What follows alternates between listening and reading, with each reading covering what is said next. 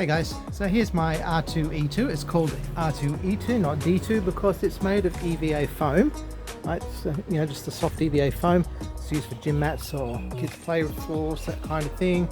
And it's also customized, so R2-E2 is close enough to R2-D2. Anyhow, I brought it home. First time I'm actually going to be working on it at home, because I'm going to put some wheels in it. I picked this up literally out of a garbage bin, although I knew the owner, so that was fine.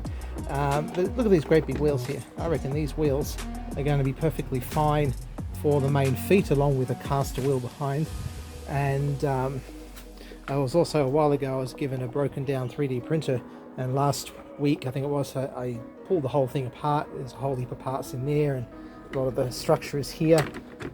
So I'm going to be using those to help mount the wheels and then do other things. I've also got some scrap cable conduiting here, which I'm going to use for this part. So that's my plan for the next few days, maybe next week, while I have this at home.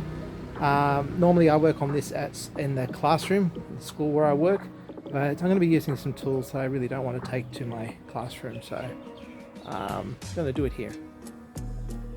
Let's see how I go. So it took a bit of effort to get the wheels off without breaking anything, but there they are. Bit of dry grass there I'll have to clean out later. So what the plan is now is I'm going to use one of these. This is too short, but I can use this to get a gauge, put a hole through it to mount the wheel and get it in there. Well, that way around obviously for this one, but that's the idea. So I have a wheel closer to the front and then a smaller caster wheel or pair of caster wheels at the back. That should do things nicely, and then hopefully I can put a pulley on these wheels later on to be the drive wheels. Let's see how we go.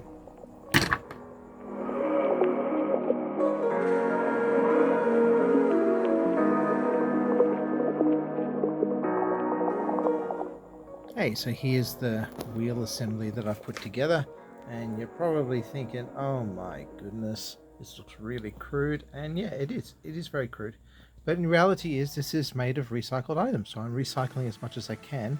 But at the same time, this is only a temporary deal. I'm just trying to work out what would be the best wheel arrangement to suit this particular structure, ready for when I do install the robotic wheel arrangement. And to be perfectly honest, I think tracks would be better, like on a tank or an excavator. That might be the best shot for this thing, but for now these wheels will be fine just for moving it around on the floor without having to lift it up anytime I want to move it somewhere. I can just give it a bit of a push. So for that, this will be fine. That's quite simple. A bit of plastic here from the old 3D printer to provide a solid mount for these brush cutter wheels, grass cutter wheels, and then some chair casters and some more slower wheels here. This one doesn't have to spin, but whatever. These ones all rotate obviously because it needs to be able to turn corners. This is going to be in the way, but like I said, this is only a temporary measure. It doesn't really matter. There we go. Alright, so this is definitely a problem, this front foot flipping up like that in either direction. I'm going to have to try and sort that out. Hi there, this is my R2-E2 full-size build, and I've come to a very difficult point here where I have to decide whether or not to call this a fail, because the weight of the legs is just too much. The wheels and everything, once motors go in there to make it robotic, it's going to wobble too much. So I need to decide whether or not to try and get the legs off, cut them open, and put a wooden reinforcement up each leg, through the body and down each leg, before continuing with making this thing robotic. What do you think? What should I do? Do you want to go and see Luke tomorrow? Hey, you want to go see Luke tomorrow? Really? You want to go see Luke? You want to go see Luke? Huh? You want to go see Luke?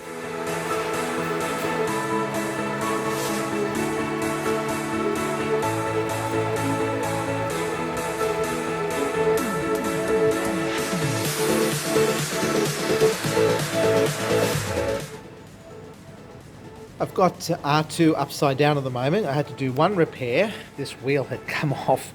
It was my fault. I only hot glued it. I didn't also screw it down. Not as much to screw it in. It works.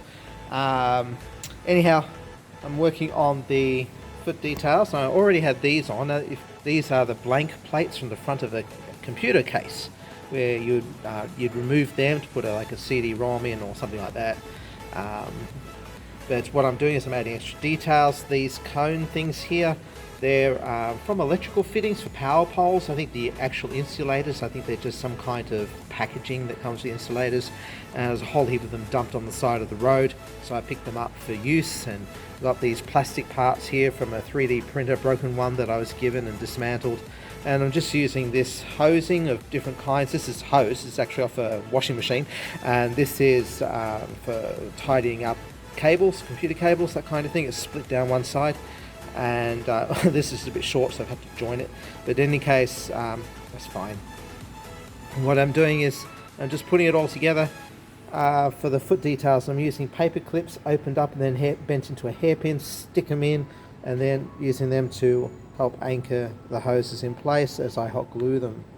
You can see another one. I've just done this one here. This big one is ready to go as well. And of course I will mask that out and spray paint all that to tie it all in with one colour, but even this variations of colour actually doesn't look half bad.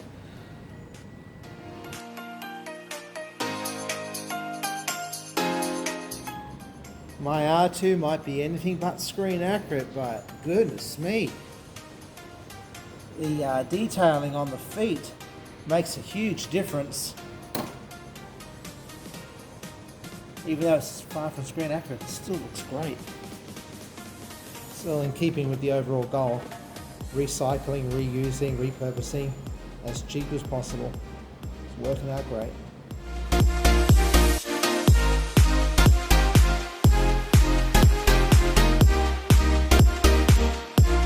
Okay, it's the next day. The paint is dried and I'm thinking it's looking really good. Not a perfect paint job, but that's good. It looks like wear and tear. I think it's alright. Quite happy with that. And I like the colour so much that I went around doing other detailing, like these pieces here and this bit here and all of this stuff around here and a few odds and ends on the dome. And these leg details, did some of them in the same colour as well. It works quite well, I think. Overall, I'm very happy.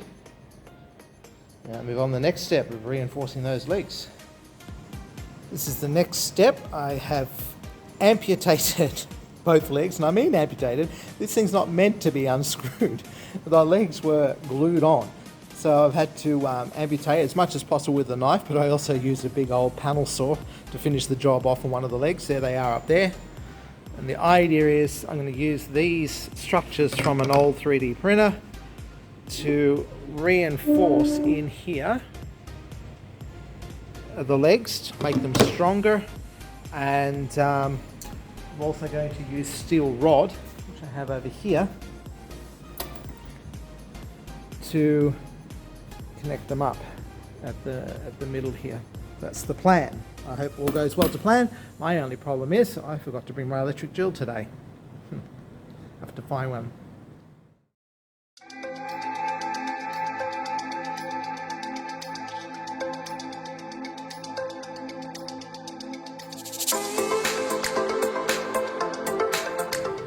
Great, so thankfully I was able to borrow a drill, so I just picked a random spot basically and marked a hole and drilled it through both of the pieces, and I've already threaded bolted the threaded rod onto there. Next step is to embed this into the leg and then glue this flush on the inside leg. It'll add a little bit of visual texture and hopefully stiffen the whole thing, which is the primary goal.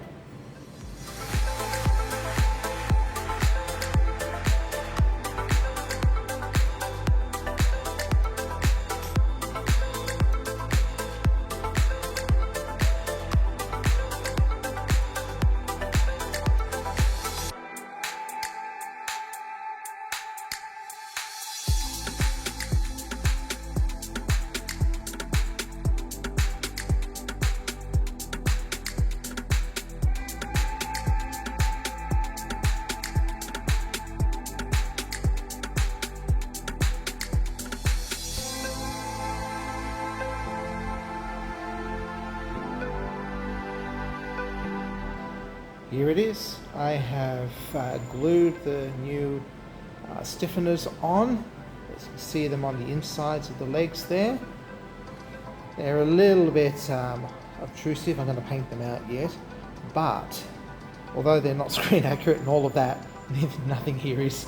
It has stiffened it up and it's added a nice bit of rugged detail to it. Actually, I think it helps to sell the whole, this droid is built for rough country look. You know, he's basically meant to go with my Mandalorian costume, so I think it's going to work. The only thing I did was I moved the legs back a little bit, maybe a little too much, but again, that might help with the whole rough country thing to give him better wheelbase on rough ground. If he was real, you know, of course. Anyway, here's the steel rods. They weren't long enough to reach to each leg, but that's okay. It doesn't need to be.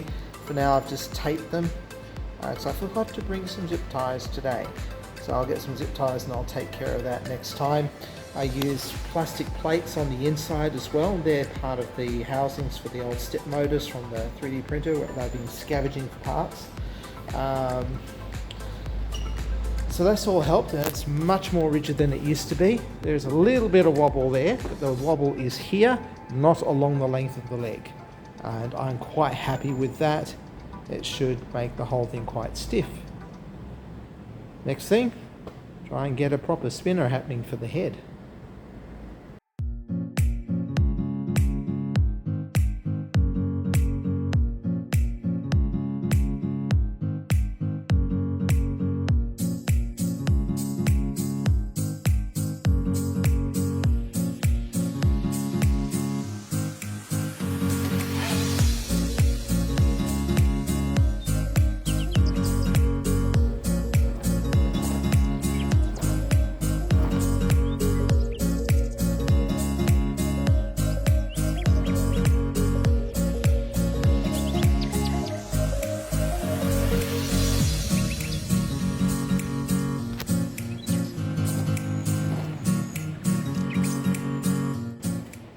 The dome is back on now with a custom built lazy Susan out of 2 paint bucket lids. A piece of sprue from a model kit is the center pin, and the wheels from a lazy Susan out of a microwave. The whole thing has come together really well. It actually spins. It's not perfectly loose, but that's fine too. And I'm considering using a stepper motor out of the 3D printer I've been using for parts to motorize the head ultimately. So it's only lightly glued down at this point, just so that it holds together when I'm displaying it. I will take it back off when I'm ready to motorize it.